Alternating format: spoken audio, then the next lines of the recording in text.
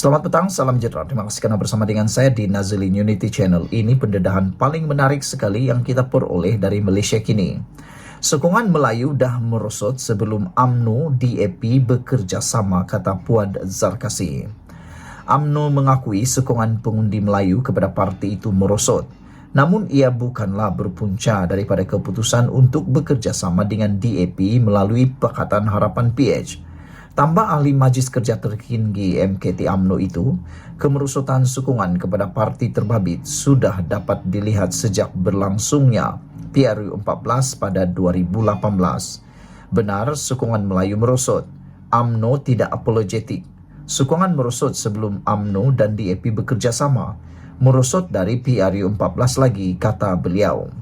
Pada masa sama, Muhammad Puad menganggap ada pihak tertentu dalam UMNO sendiri yang menjadi duri dalam daging. Katanya, ada tali barut bersatu yang menjajah naratif tertentu untuk memburukkan UMNO, sekaligus menjejaskan sokongan orang Melayu kepada parti berkenaan, khususnya semasa pilihan raya kecil di Kemaman minggu lalu. Tetapi kerana Kemaman, terdapat tali barut bersatu tuduh UMNO jadi barua DAP. Mereka termasuk Tun Mahathir Mohamad dan Muhyiddin Yassin yang mendesak UMNO keluar dari Kerajaan Perpaduan, katanya dalam satu hantaran di Facebooknya hari ini. PRK Kemaman pada 2 Disember lalu menyaksikan PAS mengekalkan mandat di kerusi Parlimen berkenaan apabila calonnya Ahmad Samsuri Mokhtar mengatasi calon Barisan Nasional Raja Mohamed Effendi Raja Mohamed Noor dengan majoriti 37,220 undi. Jumlah itu bermakna Ahmad Samsuri yang juga naib Presiden PAS meningkatkan jumlah majoriti kemenangan calon PAS di Kemaman sebanyak lebih 10,000 undi berbanding diperoleh calon mereka dalam PRU 15 lalu. Ini Cik alias Hamid. Ahmad Samsuri mendapat 64,998 undi, manakala Raja Mohamed Effendi hanya 25,023 undi. PRK Kemaman diadakan selepas Mahkamah Pilihan Raya Terengganu membatalkan kemenangan Cik alias Ekoran wujud unsur sokongan dilakukan parti berkenaan sewaktu tempoh berkenaan. Kemenangan itu menyaksikan beberapa pemimpin pembangkang termasuk Muhyiddin menggesa UMNO mengkaji semula kedudukan mereka yang bekerjasama dengan PH dalam kerajaan. Selain pembangkang, ada juga tokoh UMNO yang bersuara secara terbuka agar parti itu juga mengambil langkah sama, misalnya bekas Ketua Penerangan parti itu Isham Jalil. Presiden UMNO Ahmad Zainamidi bagaimanapun mendakwa Ahmad Samsuri mendapat undi yang besar kerana pengundi putih UMNO tidak keluar mengundi. Katanya, hanya 68.3% pengundi putih UMNO keluar menunaikan tanggungjawab pada PRK Sabtu lalu. Timbalan Presiden UMNO Muhammad Hassan pula mengakui usaha UMNO untuk menarik balik sokongan pengundi Melayu masih sukar, namun ia bukanlah mustahil. Muhammad Puad berkata, apakah keputusan UMNO menyertai Kerajaan Perpaduan atas dasar tanggungjawab itu boleh dianggap meletakkan parti itu sebagai barua kepada DAP? Pada pandangannya, bekerjasama dengan bersatu adalah lebih berbahaya dan memudaratkan berbanding membentuk kerajaan dengan Pakatan Harapan. UMNO tidak sesuai pun bergabung dengan PH. Sebaliknya, UMNO tidak sertai pun gabungan PH, kata Puad. Sebaliknya menyertai Kerajaan Perpaduan atas dasar tanggungjawab. Apakah itu barua DAP? Menjadi barua bersatu lebih berat. Bunuh UMNO, katanya lagi. Jelas Muhammad Puad, keputusannya untuk menyertai Kerajaan Perpaduan dibuat selepas UMNO bertanding secara solo dan hilang banyak kerusi. Hasil keputusan PRU 15 itu, katanya, UMNO mempunyai dua pilihan, iaitu sama ada untuk membentuk kerajaan bersama PH atau Perikatan Nasional yang akhirnya akan membunuh UMNO. Saudara-saudara sekalian, itu sebabnya, kata Puad, tidak mahu bergabung dengan bersatu dalam Perikatan Nasional, tidak mahu bekerjasama dengan UMNO UMNO tidak mahu bekerjasama dengan bersatu dalam Perikatan Nasional kerana ini bukan saja menyebabkan UMNO tidak dapat berkuasa dalam kerajaan, tetapi juga membunuh UMNO itu terus. Itu sebabnya kena berhati-hati, kata Puad Zarkasi. Sekian dulu untuk kali ini. Jangan lupa tinggalkan komen Anda, tekan butang subscribe. Kita jumpa lagi. Bye-bye. Selamat petang, salam sejahtera. Terima kasih karena bersama dengan saya di Nazilin Unity Channel. Isu yang hangat pada petang ini ialah apabila ada salah seorang daripada netizen dalam ruangan komen di konten saya mencadangkan satu perkara yang luar biasa tentang rombakan Kabinet Anwar Ibrahim. Ini kalau benar-benar berlaku pasti akan membuatkan Perikatan Nasional mati duduk ataupun tak mampu melakukan apa-apa lagi rancangan selepas ini. Ada netizen mencadangkan supaya Datuk Seri Anwar Ibrahim mengambil beberapa tokoh pemimpin UMNO yang sebelum ini kelihatan pernah seperti bersama dengan Perikatan Nasional menyokong Muhyiddin Yassin.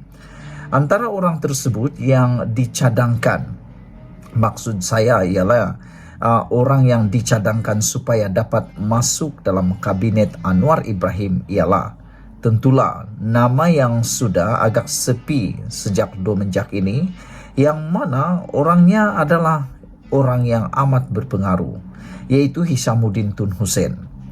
Ada netizen mencadangkan supaya Hishamuddin Tun Hussein yang pernah menjadi beberapa kali menteri, beliau ini sudah lama pernah menjadi menteri dan cukup pengalaman dalam pelbagai bidang kementerian. Jadi mereka mencadangkan supaya Hishamuddin Tun Hussein diletakkan untuk menggantikan Salahuddin Ayub yang meninggal dunia. Mereka kata kalaulah Hishamuddin Tun Hussein ini dilantik menjadi kabinet, tentu ianya akan mematikan langkah Perikatan Nasional, akan membuatkan Perikatan Nasional terduduk dan tak mampu berdiri lagi, kata netizen.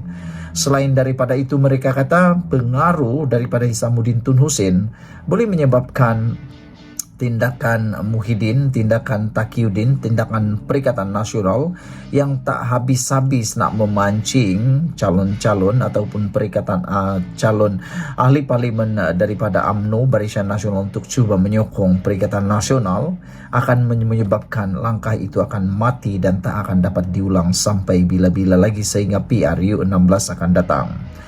Orang yang kedua yang dicadangkan untuk dimasukkan dalam Kabinet Anwar Ibrahim, tentulah mereka kata apa salahnya Anwar Ibrahim melantik Khairi Jamaluddin sebagai senator untuk menganggotai kabinet beliau. Sekurang-kurangnya dilantik menjadi timbalan menteri, dan lebih baik lagi kata netizen dilantik sebagai menteri.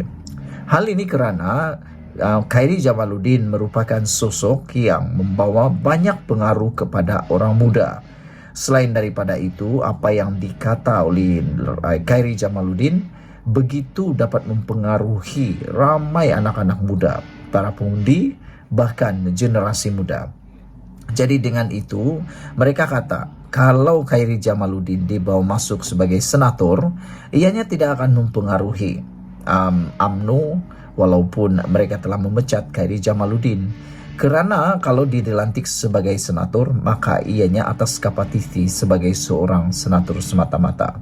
Orang yang ketiga yang dicadangkan oleh netizen untuk dibawa masuk ke dalam Kabinet Datuk Seri Anwar Ibrahim ialah Ismail Sabri Yaakob, iaitu bekas Perdana Menteri kita yang lalu. Mereka mencadangkan supaya Ismail Sabri Yaakob dilantik sebagai salah seorang menteri kanan kepada Anwar Ibrahim. Kata mereka dengan itu tidak akan lagi wujud blok ataupun kumpulan geng pun boleh sebut blok yang tak menyokong Zaid Hamidi atau menjadi sasaran kepada Perikatan Nasional untuk dipancing, kata mereka. Dengan tiga pribadi ini, kalau berjaya dimasukkan dalam kabinet, kata mereka, ianya akan lebih dapat membuatkan pentadbiran negara lebih kukuh dan lebih baik. Kerana selain daripada faktor politik, mereka ini, tiga pribadi ini juga adalah pemimpin yang amat berpengalaman. Dan salah satu lagi yang ingin netizen katakan boleh dibawa masuk dalam kabinet Datuk Seri Anwar Ibrahim, ini satu cadangan semata-mata, ialah dibawa masuk semula mantan Presiden Parti Muda, yaitu Syed Saddiq Syed Abdurrahman. Walaupun ramai yang mengkritik bahwa itu tidak boleh kerana Syed Saddiq Syed Abdurrahman adalah orang yang sudah dijatuhkan bersalah dan mungkin akan menjadi liability kepada kerajaan perpaduan ini. Namun demikian harus diingat bahwa di mana-mana sekarang pun parti politik dan gabungan ada liability berkaitan mahkamah dan dijatuhkan hukuman bersalah. Jadi oleh sebab itu kata mereka tiada masalah untuk Syed Saddiq Syed Abdurrahman menyumbang tenaga sebagai pemimpin muda dalam kerajaan perpaduan dan rombakan kabinet tersebut. Dan yang keempat yang dicadangkan supaya menjadi salah seorang daripada ahli kabinet kepada rombakan Anwar Ibrahim ialah tentulah mereka mahu supaya anak Anwar Ibrahim sendiri, iaitu Nurul Izzah, untuk dimasukkan sebelah kepada kabinet. Tapi yang paling kontroversi yang saya jumpa di dalam komen netizen itu ialah beliau mencadangkan atau mereka mencadangkan satu cadangan yang kontroversi, dan saya tahu anda tak akan minat, tapi mungkin boleh difikirkan dari segi langkah strategi politik. Kata mereka, apa salahnya melantik semula paling tidak, kata mereka, lantik semula Hamzah Zainuddin di dalam kabinet Anwar Ibrahim. Langkah ini sebenarnya tidak popular dan langkah ini adalah langkah yang amat kontroversi seperti awal saya katakan tadi. Mengapa pula diambil Hamzah Zainuddin, kata mereka.